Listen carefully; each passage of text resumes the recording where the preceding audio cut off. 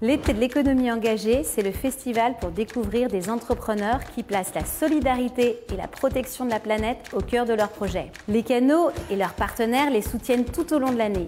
Mais cet été, nous vous proposons de les découvrir à travers des conférences, des rencontres, des ateliers, des vidéos. Et vous allez voir qui sont ces acteurs qui font l'économie positive de demain. La mode peut être éthique et responsable si on sort de la course perpétuelle aux quantités. Les vêtements doivent être durables et désirables. L'économie circulaire nous offre l'opportunité d'habiter autrement, de transformer, de construire localement sans détruire en réinventant la matière.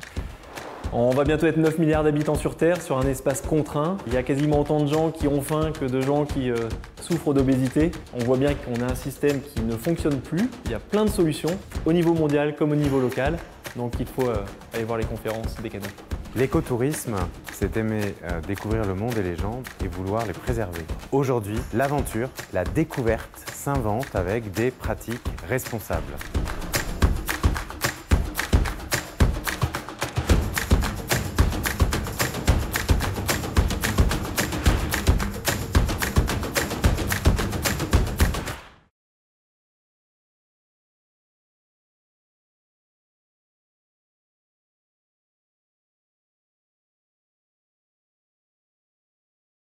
Au festival L'été de l'économie engagée.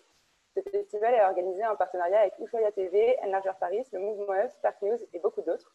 Et aujourd'hui, on vous propose une rencontre consacrée au tourisme responsable. Vous allez pouvoir découvrir ou redécouvrir le parcours de deux entrepreneurs qui ont fait bouger les lignes de l'industrie touristique à l'échelle internationale. Cette rencontre sera animée par Carlos Moreno, spécialiste des Smart Cities et directeur scientifique de la chaire ETI, Entrepreneuriat, Territoire et Innovation, à l'université Paris 1, Panthéon-Sorbonne, que je remercie. Tout au long de la rencontre, n'hésitez pas à poser vos questions sur le Facebook Live. On consacrera un temps de questions-réponses avec les intervenants à la fin de la rencontre. Merci à toutes et à tous d'être virtuellement présents et je vous laisse en compagnie de Carlos et de nos intervenants. Très bon visionnage. Eh bien, bonjour à toutes et à tous. Merci au Canaux pour cette belle action. Donc, c'est un festival d'été de l'économie engagée et pendant 2 jours. Une des questions, le tourisme durable, sera abordée. Donc, j'ai le plaisir d'accueillir pour cette séquence 2 très grandes personnalités du monde du tourisme durable. D'une part, Jean-François Rial, que j'ai salué ici, et qui est le PDG des Voyageurs du Monde. Je pense que vous le connaissez très amplement, donc groupe français, spécialiste des voyages, historique, puisque depuis 1979 existe, même si ça s'appelait avant Carrefour des voyages, et membre de l'association Agir pour un tourisme responsable, l'ATR, qui est totalement engagé, Voyageurs du Monde et son PDG, Jean-François Rial, pour le respect des voyages avec donc l'écologie, la solidarité, la répartition équitable des retombées économiques. Et j'ai également donc, avec nous Guillaume Cromer, qui est également, parmi ses multiples activités, président depuis 2014 de ATD, l'association du acteurs du tourisme durable, qui est donc le premier réseau national et B2B dans le monde du tourisme durable, puisqu'il souhaite fédérer les synergies de ce secteur, promouvoir le tourisme durable, former des professionnels et également jouer un rôle de représentation de cette profession dans le monde institutionnel, les médias. Donc, bienvenue à tous les deux. C'est surtout vous, messieurs, qui allez parler aujourd'hui, puisque vous allez, pendant un quart d'heure chacun, évoquer, on va commencer par cette première question, la naissance donc, de votre projet, suivi de la manière comment votre métier, votre activité a un impact donc, sur l'écologie et sur l'économie et le social et les enjeux que vous accordez donc, pour les prochaines années à ce que vous faites aujourd'hui et qui se trouve au cœur de beaucoup de territoires dans un monde dans lequel, avant, on voyageait beaucoup, peut-être qu'aujourd'hui un peu moins, c'est à vous de le dire également quel est l'impact de la Covid et de la crise sanitaire aujourd'hui dans vos métiers. Donc, Jean-François, voilà, donc tu vas commencer. Allons-y. Allons-y, question vaste. Alors, déjà, moi, il y a une chose que j'ai toujours pensé, c'est que j'ai jamais bien compris pourquoi ce concept de tourisme responsable ou de tourisme durable existait.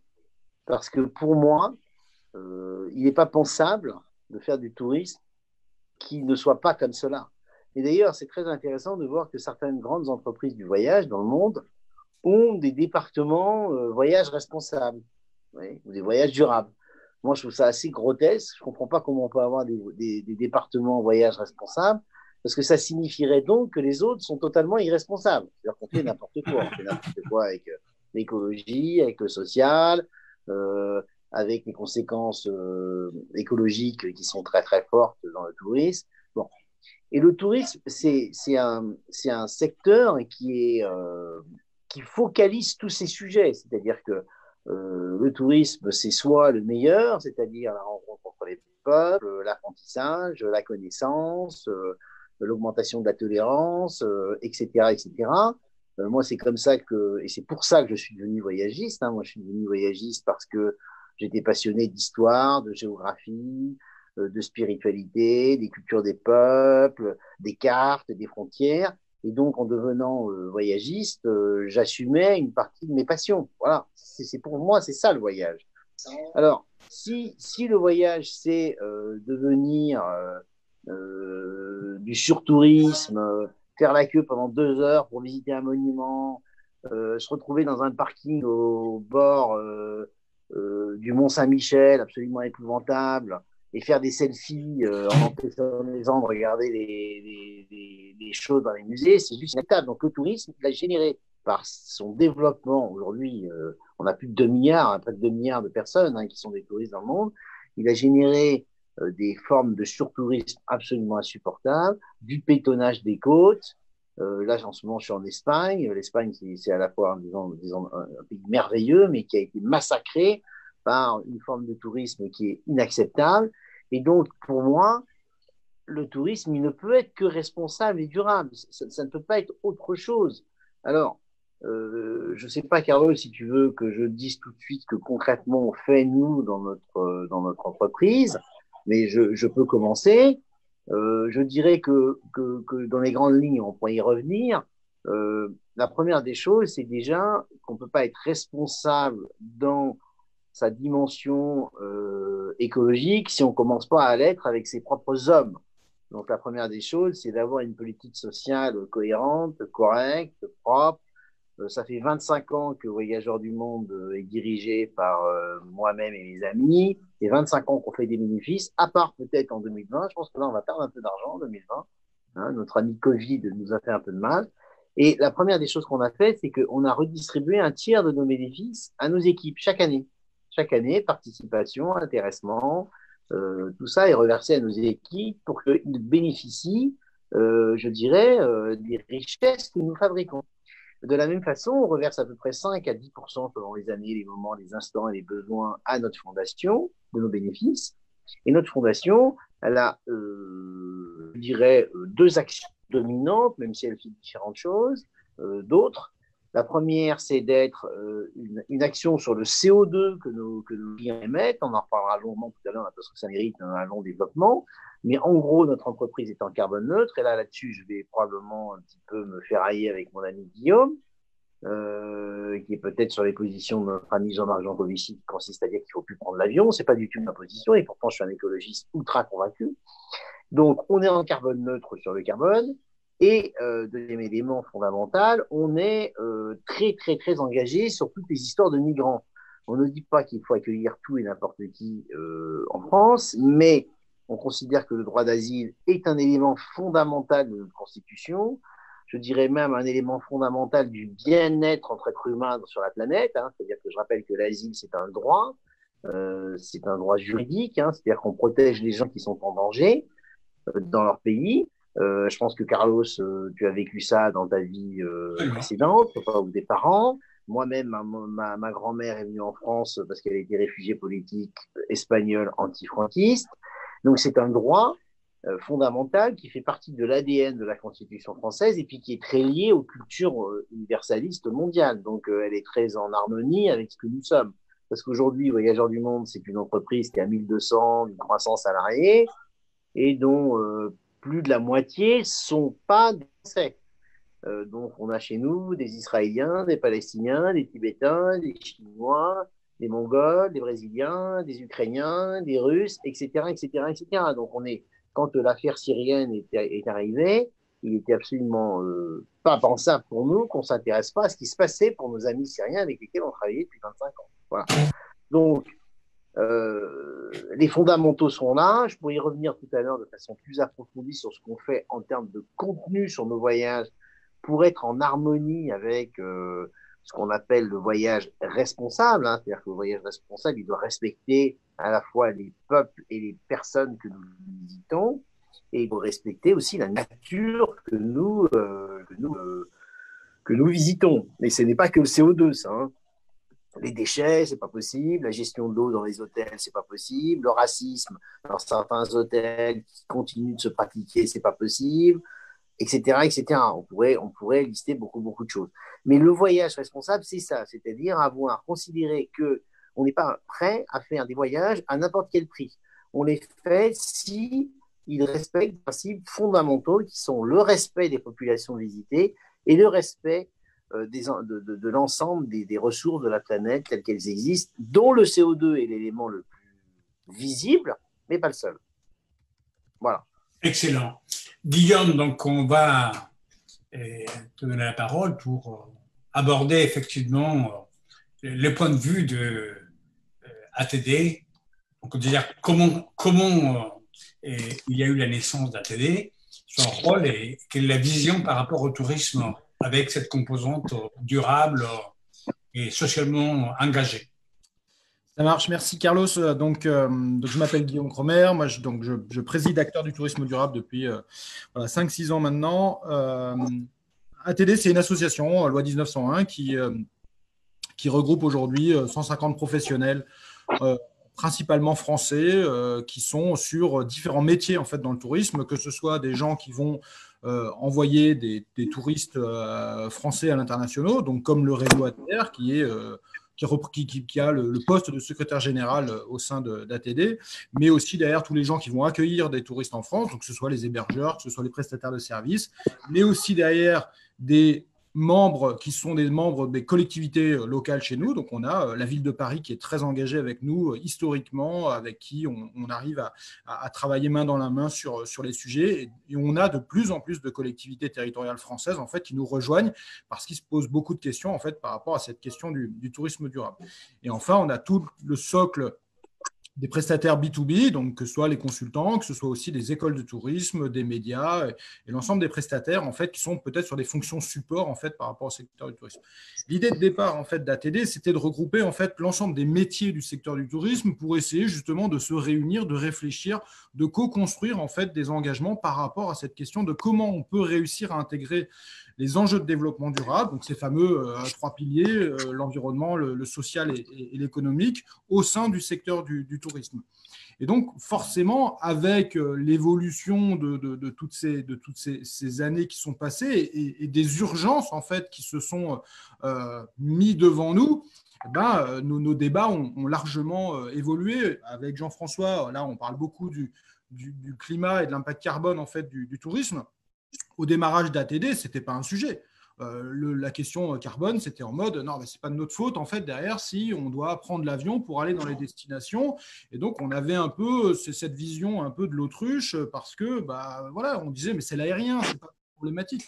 Aujourd'hui, c'est devenu un vrai sujet parce qu'en fait, la problématique, elle est de plus en plus là devant notre nez. On voit les conséquences derrière du changement climatique, on voit les courbes du GIEC et on se dit attendez, à un moment donné, le tourisme aujourd'hui pèse sur une étude qui a été publiée dans Nature sur des chiffres de 2013, montraient que le tourisme pesait 8% en fait, des émissions de gaz à effet de serre. Sur des chiffres de 2013, sachant qu'en fait, l'évolution mondiale du tourisme est plutôt de l'ordre de plus 4, plus 5% par an, sauf 2020, bien sûr, à cause du Covid, eh ben, le tourisme pèse très, très fortement en fait, sur cette urgence climatique.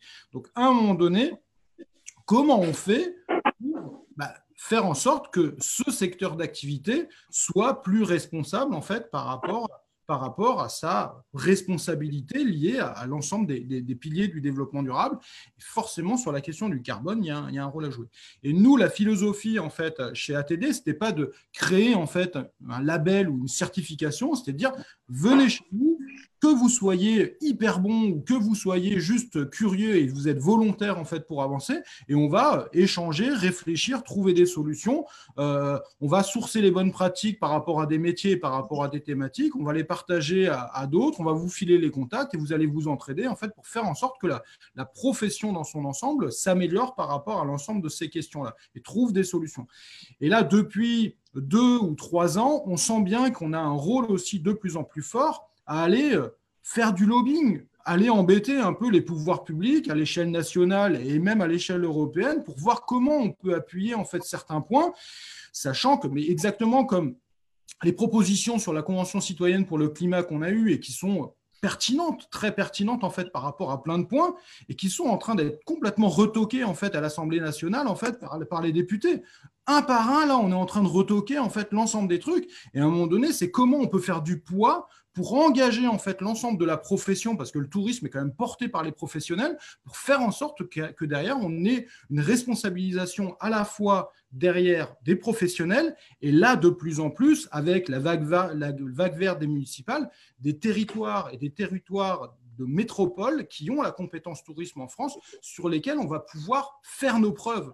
Et ça, Jean-François, il ne pourra pas dire le contraire aussi par rapport à Paris et son implication à Paris, mais c'est clair qu'on doit faire nos preuves par rapport à montrer que le tourisme durable, en fait, c'est applicable partout, on peut le faire, et là, on a les pouvoirs en place qui va nous permettre, en fait, d'accélérer, en fait, cette transition et de montrer, en fait, que si derrière, en fait, on arrive à faire cette transition du tourisme en engageant clairement et potentiellement radicalement en fait la transition sur les enjeux de développement durable, eh ben, on va aussi réussir à avoir de la retombée économique sur les territoires, mais avec un moindre impact carbone et sur le climat, et socialement que les gens, que ce soit les salariés, que ce soit les touristes, que ce soit les parties prenantes, les habitants, tous trouvent que, voilà, que l'activité touristique porte bien et soit vraiment positive pour tout le monde.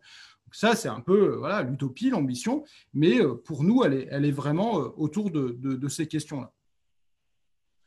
Moi, je voudrais vous poser une question à tous les deux, à ce stade de vos propos. Et la Covid vient bouleverser les fondamentaux de la manière de se déplacer. Elle vient mettre en question tout ce qui va autour également, puisqu'on voit Airbnb a une grande difficulté. Et comment vous voyez aujourd'hui l'avenir du tourisme, de votre métier, avec cette vision durable, inclusive, écologique, redistributive, participative, même comme Jean-François l'expliquait par rapport à ses propres salariés. Est-ce qu'il y a un danger pour la profession? Est-ce qu'il y a un danger pour le tourisme durable? Est-ce que les années qui viennent, c'est remarqué par une appréhension de ce que signifie voyager durablement? Alors, écoute, ta question, elle est à multiples entrées, comme souvent, comme tu le fais, hein, Carlos. D'abord, est-ce qu'il y a un danger pour les opérateurs touristiques et le voyage à court terme? Oui, il y a un très grand danger parce que l'impact est colossal, hein, c'est-à-dire qu'on va faire des baisses de 70 à 90% selon les entreprises, selon les secteurs, etc. Et le bout du tunnel n'est toujours pas là, hein, c'est-à-dire qu'on voit bien que cette épidémie n'est pas terminée, qu'elle se poursuit, pour qu'elle augmente. On peut espérer qu'elle sera peut-être moins mortelle, mais ce n'est pas encore certain. On en parle assez souvent. Donc, je dirais que cette épidémie va tuer des opérateurs, c'est très clair, d'autant plus que pas mal d'opérateurs dans le monde du voyage n'étaient déjà pas en grande forme avant le Covid parce qu'ils n'avaient pas su s'adapter dans les mutations, qu'elles soient technologiques ou des tendances de consommation. Les gros opérateurs allemands qui sont les champions du monde du tourisme de masse étaient par exemple les plus retardataires sur les évolutions marketing globales du voyage. Donc à court terme, oui, ça va tuer du monde. Est-ce que ça va tuer le voyage à long terme? Je ne crois pas du tout, parce que l'aspiration au voyage, elle est extrêmement forte. Et tu vas peut-être avoir un trou d'air de 1 an, 18 mois, voire un peu moins, voire un peu plus. Mais l'aspiration au voyage, elle va rester là, très forte. C'est qu'une question de temps. Maintenant, est-ce que ça va tuer le tourisme responsable? Alors moi, je dirais que là-dessus, j'ai 2 réponses qui sont contradictoires. La première, c'est que je pense qu'à court terme, probablement que ça ne va pas l'arranger, parce que chacun va sauver sa peau, entre guillemets. Et donc, en voulant sauver sa peau, on ne va pas se préoccuper beaucoup de préoccupations de développement durable. C'est un peu comme le gouvernement français à l'heure actuelle, le nouveau gouvernement français. Le président Macron nous annonce un virage écologique. Je le souhaite. J'espère qu'il sera là.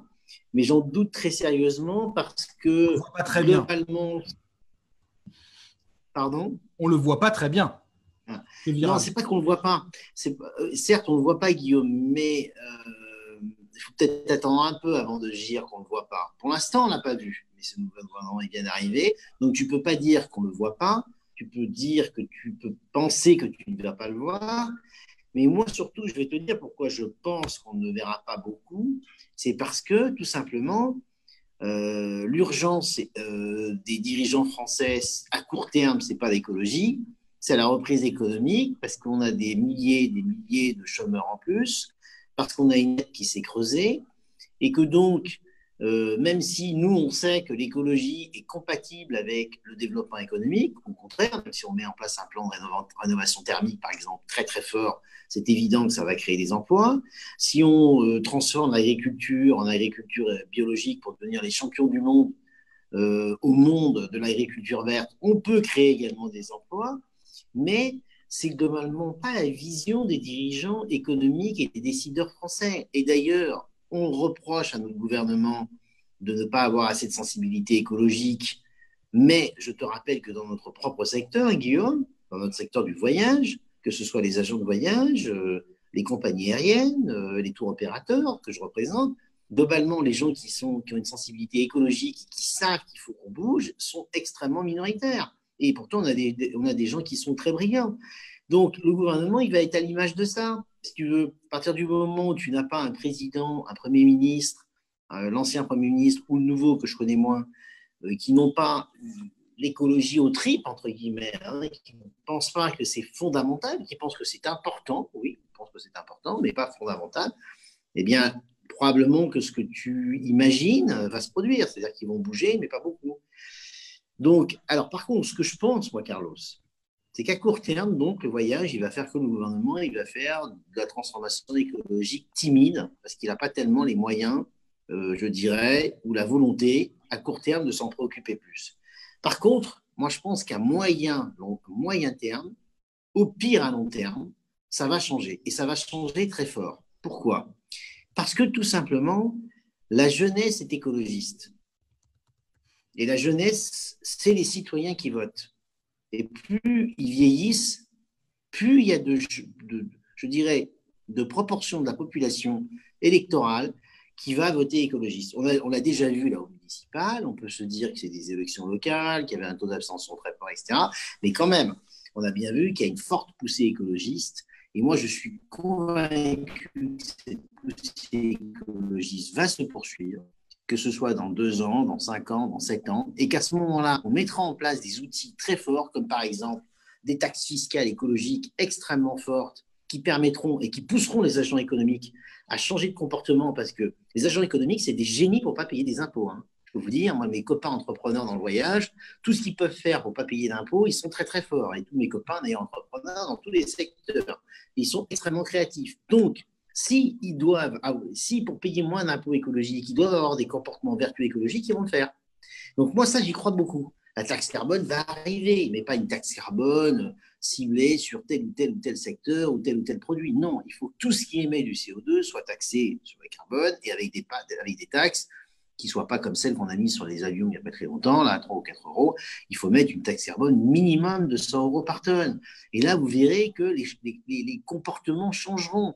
Et quand on nous dit que ça va pénaliser les plus démunis, eh bien, on met des amortisseurs sociaux, on fait des transitions, et ceux qui prennent l'avion, eh bien, s'ils veulent payer moins cher, ils réserveront leur billet extrêmement tôt en utilisant le yield management. Mais aujourd'hui, 100 euros par tonne de CO2 sur les avions, c'est tout à fait jouable. Et quand les compagnies aériennes ou les lobbies des compagnies aériennes nous expliquent que ça va tuer leur activité, c'est du cinoche. Ce n'est pas vrai. L'aérien ne fait que croître, il va continuer de croître. Et l'aérien, s'il veut continuer à exister, il a intérêt à avoir un discours très clair sur la problématique écologique. Et l'aérien, il a une caractéristique très particulière, c'est qu'il est le seul secteur qui ne peut pas faire sa transition écologique en 30 ans. Il ne peut pas. Il ne peut pas, on n'a pas la technologie. La technologie, elle existe probablement, mais elle mettra plus de temps à se mettre en place. Or, si on veut respecter les objectifs du GIEC, il faut diviser par 2 en 10 ans et être en carbone neutre en 30 ans. Donc, la seule option, c'est des taxes carbone qui absorbent le CO2 qu'on émet pour pouvoir justifier notre utilité sociale. Voilà. Bon, pour rebondir là-dessus. Qu'est-ce qu'il pense, Guillaume, sur… Ouais, pour rebondir là-dessus, déjà, il y a un truc, il y a 10 minutes, la majorité de l'AREM à l'Assemblée nationale a rejeté une nouvelle proposition de la Convention citoyenne, à savoir l'obligation de réduire leurs émissions de CO2 pour les entreprises bénéficiaires des plans de relance. Donc, on est bien complètement aujourd'hui dans le même cas. En fait, Oui, mais Guillaume. Juste, c'est un exemple par rapport à ce que tu dis, c'est à court terme. À court terme, c'est emploi. Et derrière, en fait, la transition écologique, elle n'est clairement pas capée là-dessus. Et ça, c'est clair et net. Et je suis complètement d'accord. Pour moi, à court terme, derrière, en fait, est-ce que ça va tuer le tourisme responsable? Pas forcément la question du tourisme responsable, mais la question de l'engagement en matière de développement durable du secteur touristique à court terme, c'est clairement pas la priorité aujourd'hui parce que derrière, en fait, il y a cette question de la relance qui est câblée sur la croissance et la recherche en fait des points de PIB. Et aujourd'hui, en fait, tant qu'on n'aura pas changé ce logiciel-là, derrière, en fait, on continuera à aller chercher ça. Par rapport à ce que tu dis, là où moi je pense que je suis complètement d'accord avec toi, c'est là où ça va se jouer, c'est quand on va taper sur la question de la fiscalité, parce que c'est la question de la fiscalité en fait qui va permettre en fait d'insuffler derrière des vrais changements.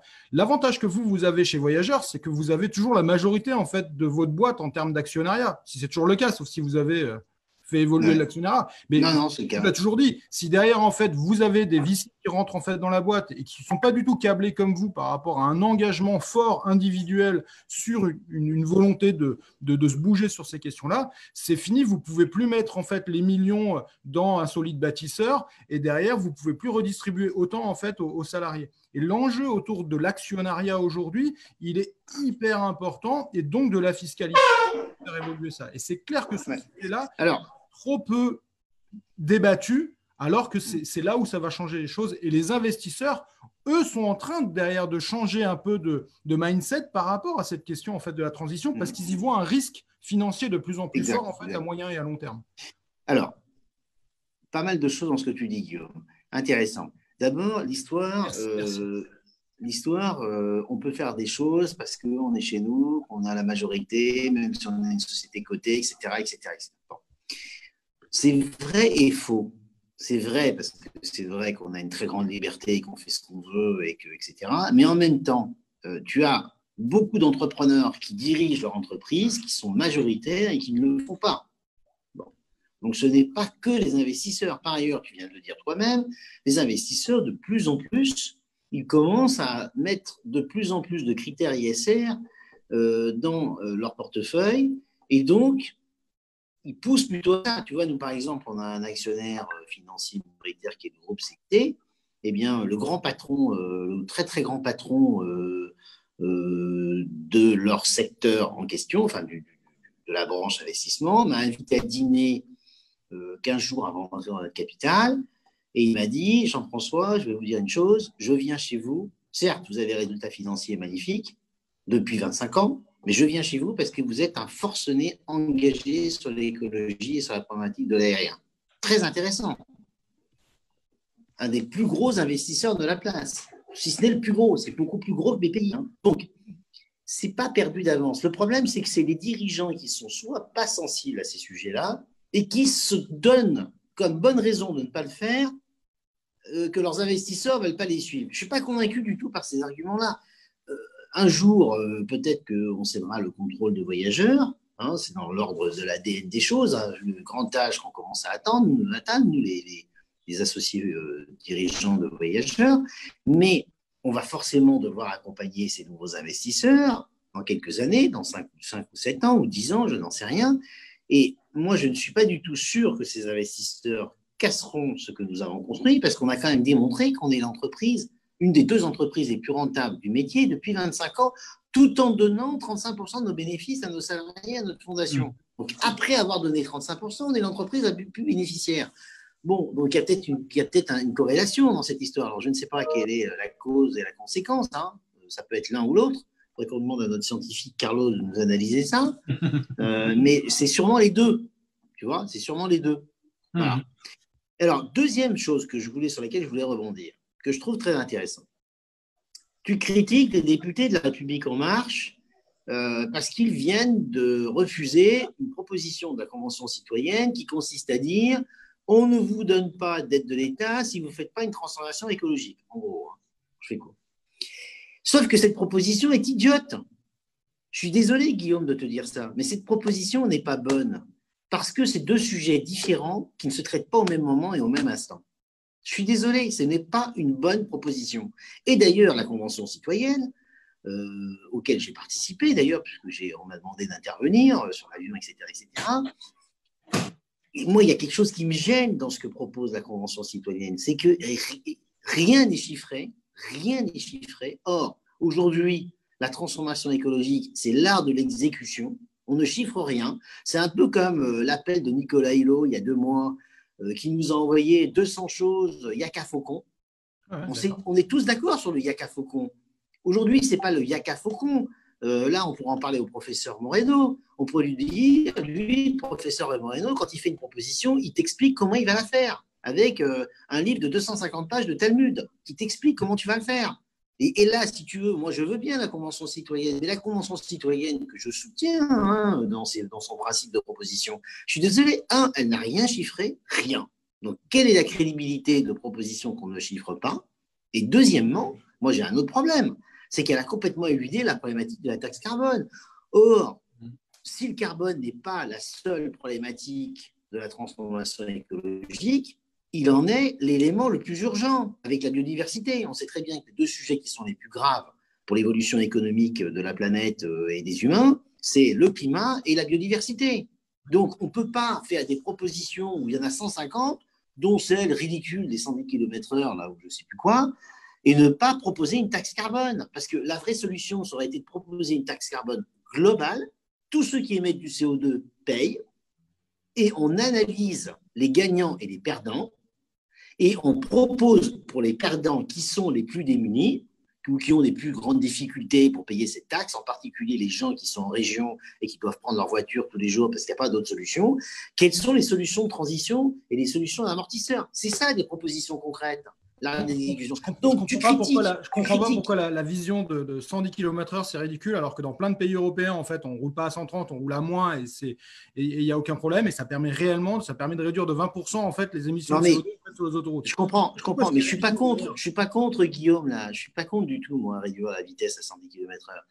C'est pas ça que je veux dire. C'est que je trouve la proposition ridicule par rapport aux enjeux globaux. C'est-à-dire qu'on nous propose 110 km/h, mais on ne nous propose pas de taxe carbone. Et alors là, je trouve effectivement, je te confirme, je trouve la proposition ridicule. Parce qu'il n'y a pas de taxe carbone qui est structurante pour changer les comportements.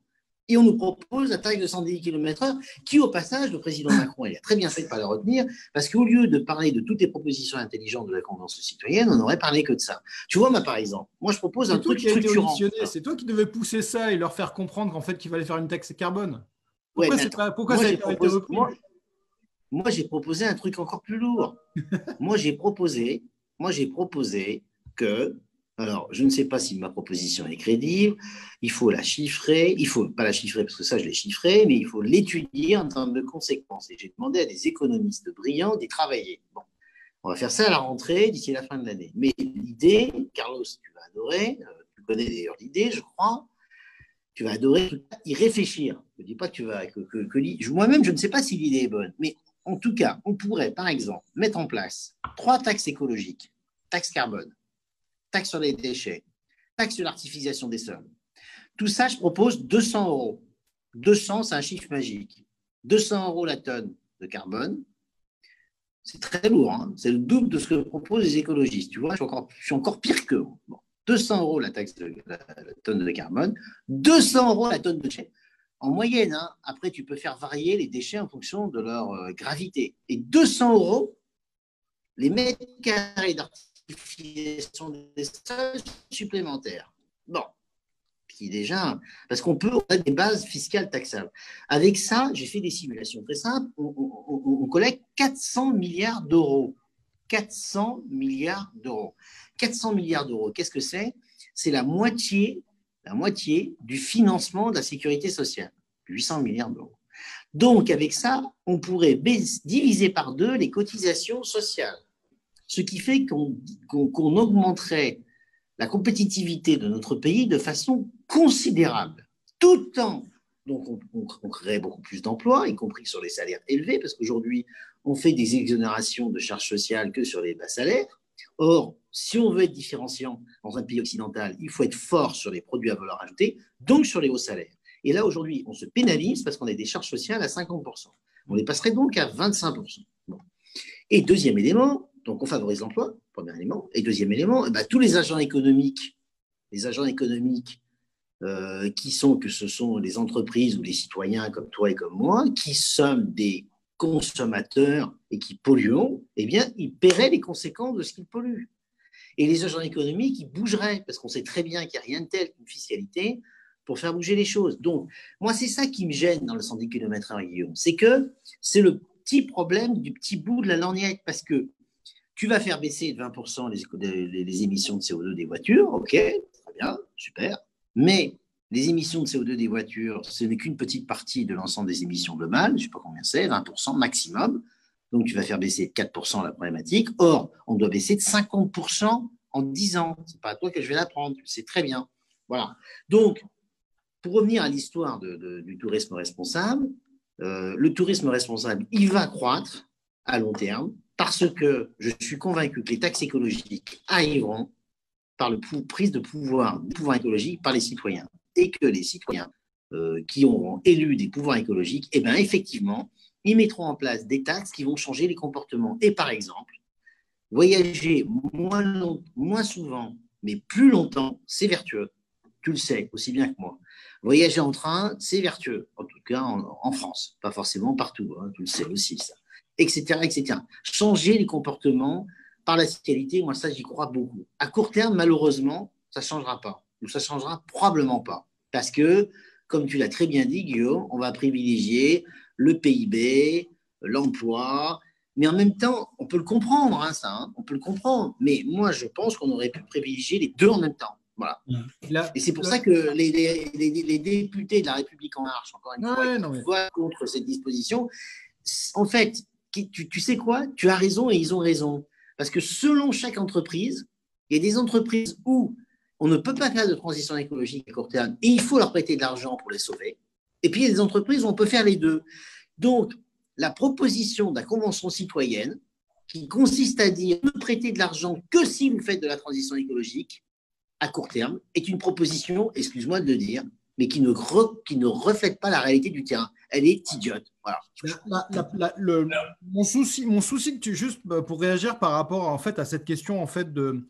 en gros, à moyen long terme, ça va être cool parce qu'on aura des jeunes en fait, qui sont engagés et ça va changer le truc. Le problème, c'est que tu sais très bien en fait, qu'on a une inertie climatique. Ça veut dire qu'en fait, les émissions de gaz à effet de serre qu'on dégage aujourd'hui, eh ben, c'est pour 2050. Ça veut dire que 2050, nos 2 degrés, on les a déjà. Ça veut dire que si derrière, en fait, on fait ce switch en fait, par rapport à un changement de politique qui va réussir à infléchir réellement, mais seulement dans 15 ans, 20 ans, on va passer en 2070 et on sera à 3 degrés. Comment on va gérer notre planète en fait, à plus 3 degrés, plus 4 degrés? Ça va être la folie, quoi.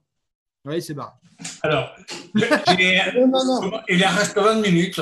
Je suis obligé de vous poser des questions maintenant. On va redonner la parole à Carlos, sinon. Voilà. Ouais, Carlos. Si tu voulais qu'on parle beaucoup, Carlos, tu as été servi. Hein.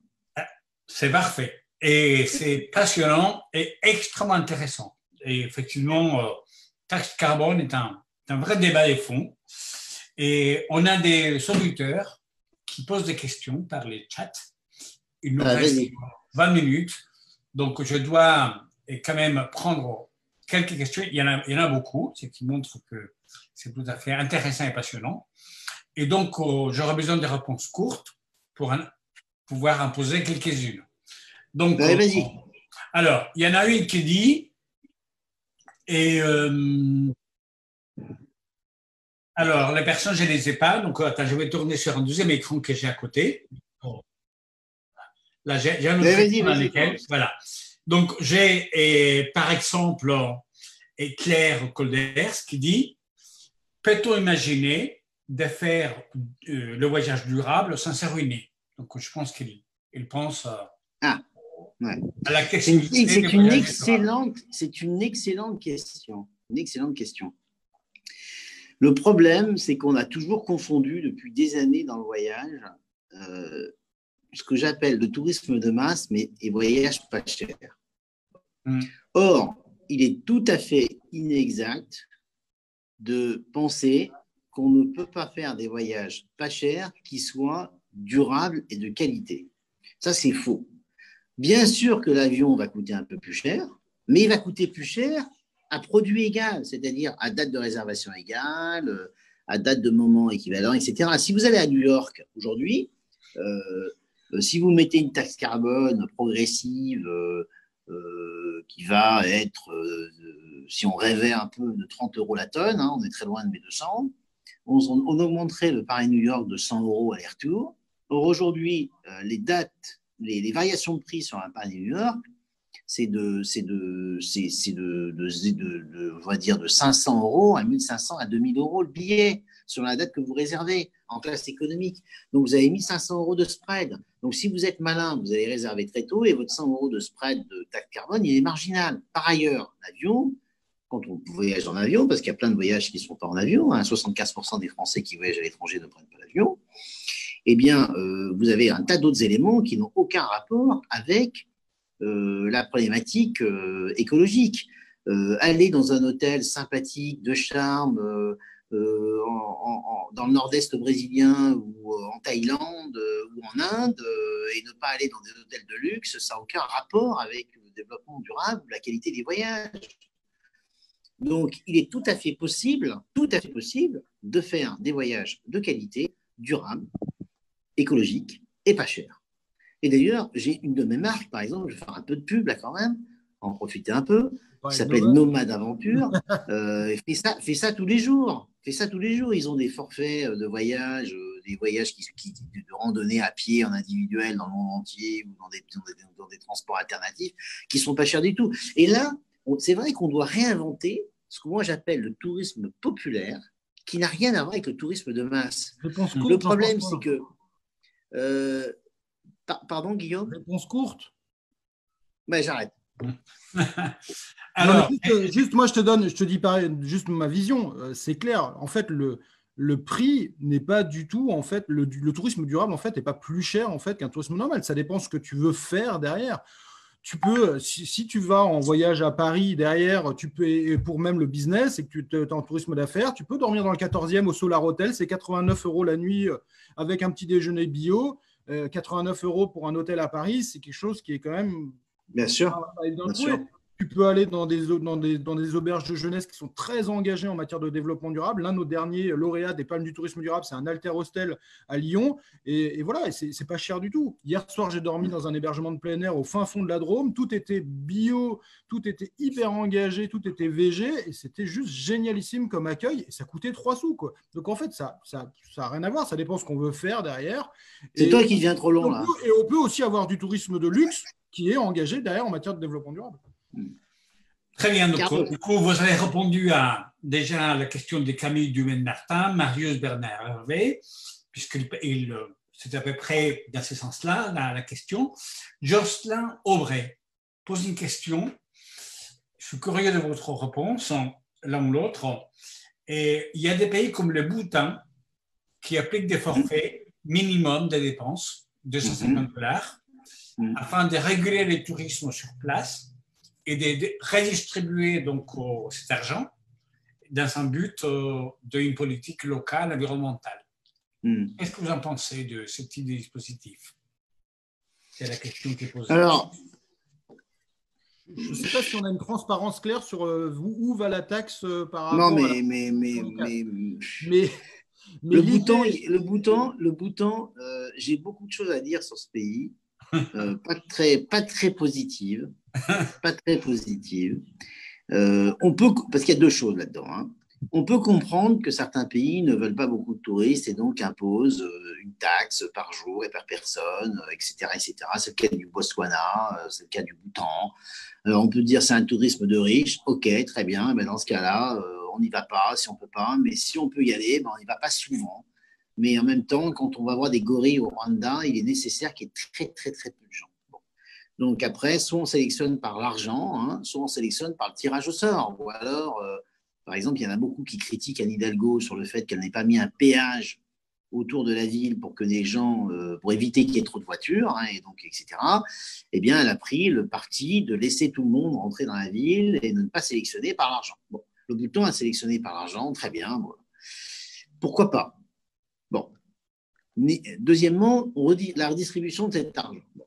Moi, ce que je pense, c'est que le Bhoutan, quand on voit qu'il se prétend étant le pays du bonheur national brut et qu'ils utilisent des enfants népalais pour refaire leur route, et même les déchoir de leur nationalité bhoutanaise pour certains Indiens ou certains Népalais qui ont eu la nationalité bhoutanaise, moi je trouve que ce pays est un pays fake. Voilà, je vous le dis comme je le pense.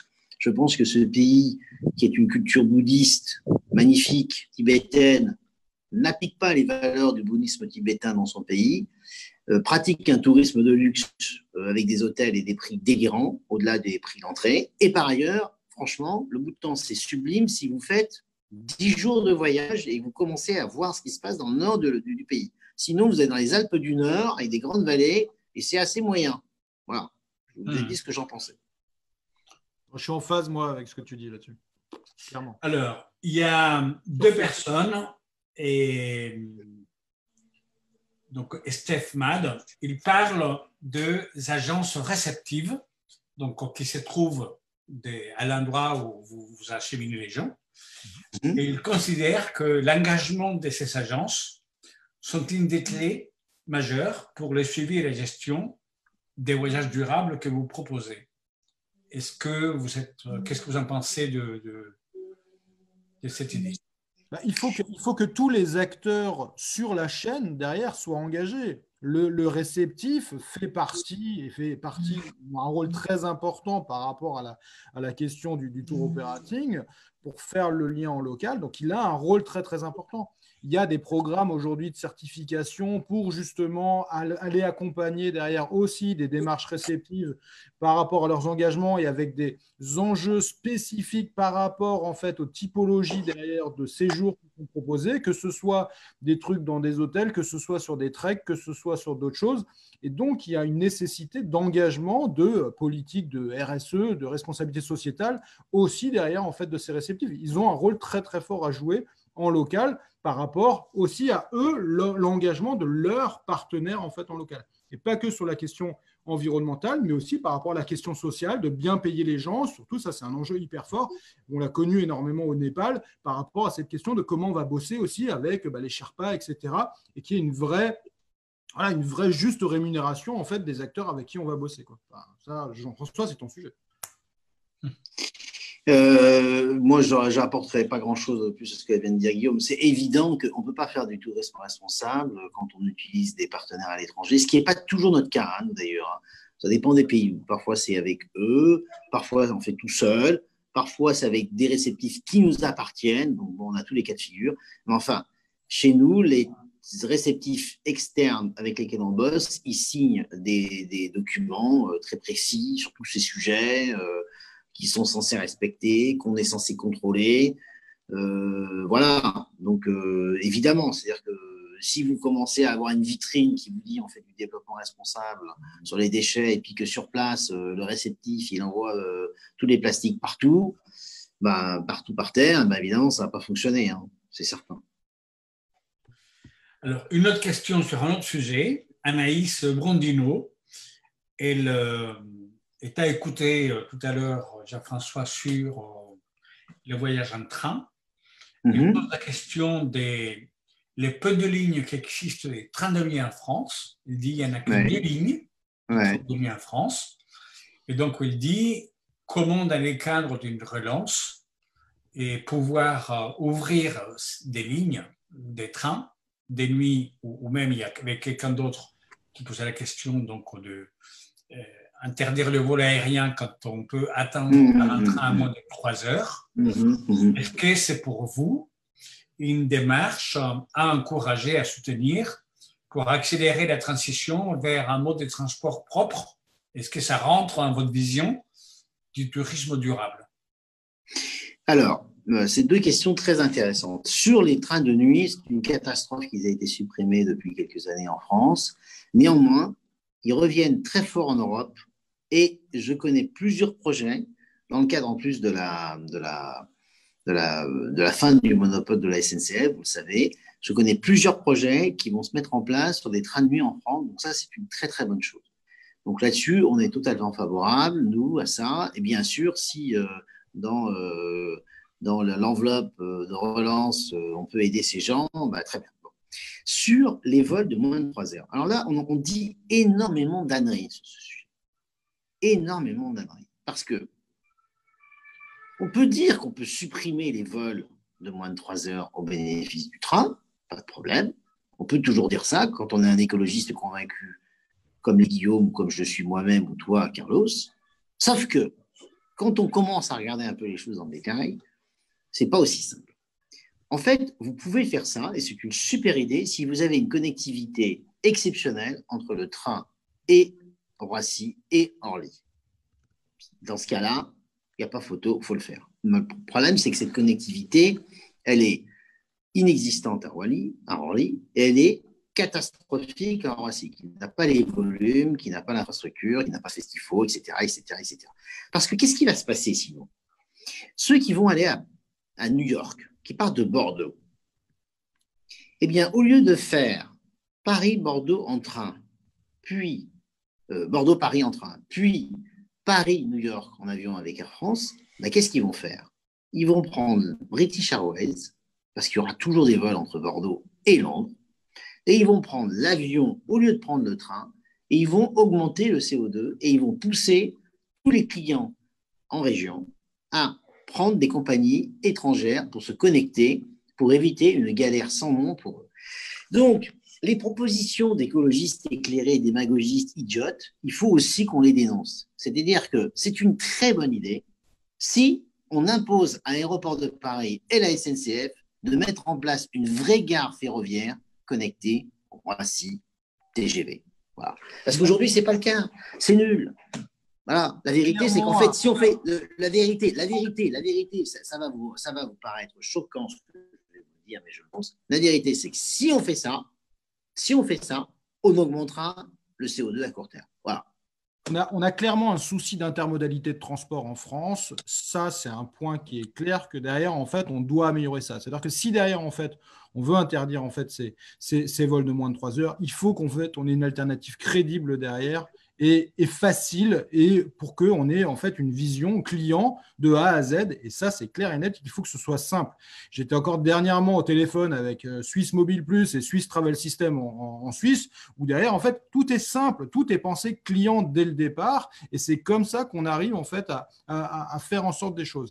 Le problème, c'est qu'en France, aujourd'hui, le rapport Spinetta, il nous disait, eh ben, derrière toutes les lignes qui ne sont pas rentables, on s'en fout, on les arrête. À un moment donné, il faut aussi un engagement derrière social par rapport à des lignes dont on a besoin. Moi, ici à Grenoble, il y a une ligne Grenoble-Gap en fait, qui est en suspens. On ne sait pas trop si on l'a arrêtée ou pas. Alors, c'est une ligne qui est potentiellement extraordinaire en fait, par rapport à la fois au tourisme, mais aussi derrière par rapport à l'accessibilité en fait, des villes pour les gens qui sont en milieu rural. Il y a une vraie possibilité derrière. Pour moi, il faut qu'on ait un investissement massif en fait, sur la question du train en France, bien sûr du train de nuit. Les initiatives comme Railcoop et tout ça, avec des coopératives portées par les gens plutôt que sur la SNCF, je trouve ça topissime.